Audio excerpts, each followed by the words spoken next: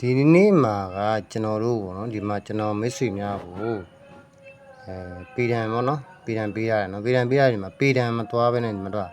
6လုံးပြီးပေါက်သွားတယ်နော်မ4ခွန်9ပေါ့နော်ပြီးပေါက်သွားကျွန်တော်ပြောရတာနှလုံးပိုင်မပိုင်ပိုင်ပါမပိုင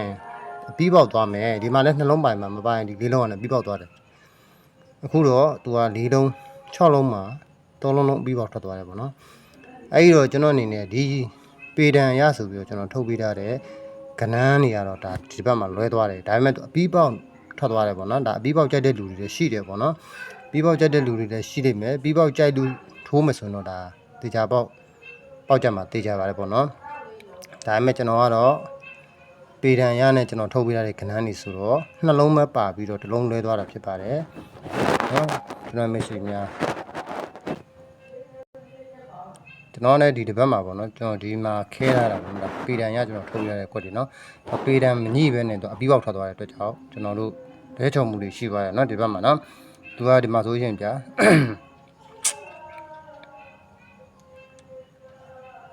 မှာတော့ပေါ့နော်သူကထွက်သွားတာ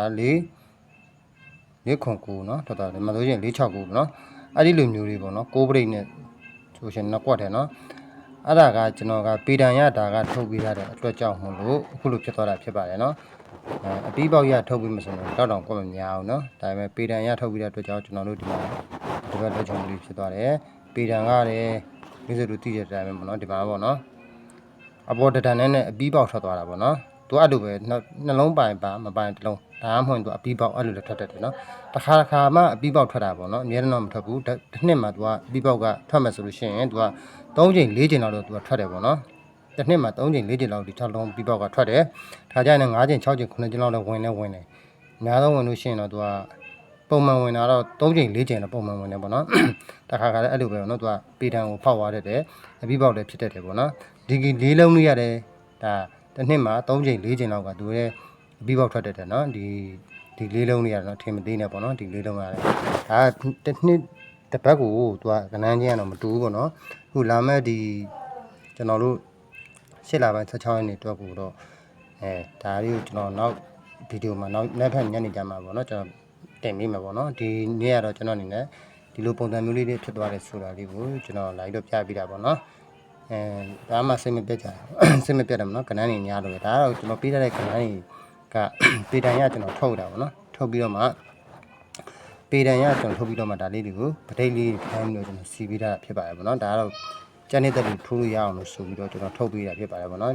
ပေမဲ့ကျွန်တော်ပေးထားတဲ့အကွက်လေးတွေမှာဒါပေတံနဲ့ကျွန်တော်တို့ဒီထစ်စည်းလေတိုင်းနောက်ပိတ်လေးတွေတစ်ပတ်ကောင်းလေးတွေကတင်ပေးထားတာရှိတယ်ပေါ့နော်ညနေရဆိုရင်လည်းအတွဲလေးတွေကျွန်တော်ရွေးထုတ်ပြီးတော့ကျွန်တော်တင်ပေးထားတာရှိတယ်ပေါ့နော်အတွဲလေးထဲမှာဆိုလို့ရှိရင်လည်းပေါ့နော်အဲ့မှာ6တစ်ခွန်လို့ပါလို့ဖြစ်သွားတာရှိတယ်ပေါ့နော်ဒါကတော့ကျွန်တော်ပေတံရလေးထုတ်ပေးထားပြီးတော့ပရိတ်လေးနဲ့ဖန်ပြပေးထားတာပေါ့နော်ပေတံဝင်သွားတဲ့တက်ကြောက်လွှတ်ချုံမှုလေးတွေရှိသွားတယ်ဒါပေမဲ့ကျွန်တော်အနေနဲ့ဒီမှာမစ်ဆွေများကိုဒီ6လုံးကိုဒီပေါ်မှာဆွဲပြီးတော့ခြံကနန်းကိုအောက်မှာဆွဲပေးရတယ်ဒီ6လုံးကတော့ပြီးပေါက်ဆော့မယ်လို့ဆော့လို့မယ်လို့ရှိနေဆော့လို့ရတယ်လို့ကျွန်တော်ပြောနေတယ်ပေါ့နော်ကျွန်တော်မစ်ဆွေတွေဒါချိုးတွေရတဲ့ပြီးပေါက်ကြိုက်တဲ့လူတွေရှိတယ်ပေါ့နော်အားကြောင့်